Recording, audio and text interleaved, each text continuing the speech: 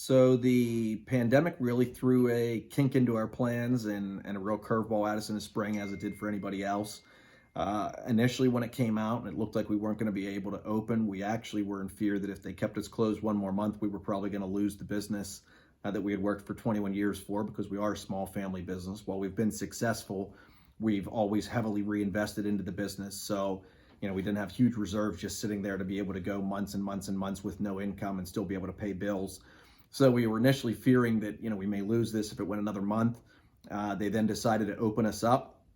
And at that point, we had been on conference calls weekly, sometimes even several times a week, learning what we could do, how we would attack it, how we could operate in a safe manner to provide fun to our guests, but in a way that they would feel safe.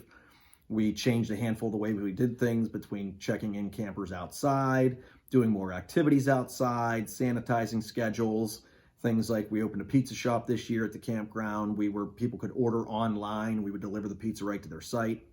So we just adjusted the way we did a lot of the things, and we ended up going on track to have the busiest year we've ever had, because we made people feel safe, gave them an opportunity to do something where they could still have fun and get away from the stresses of the everyday life and everything the pandemic threw at them, making this year very, very successful.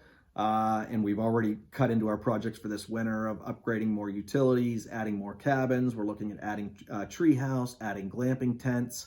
And our long-term goals are to actually put in a water park with a whole bunch more sites, a whole bunch more cabins. And eventually, over the next 5 to 10 years, we hope to double the size of the park and keep running and rocking.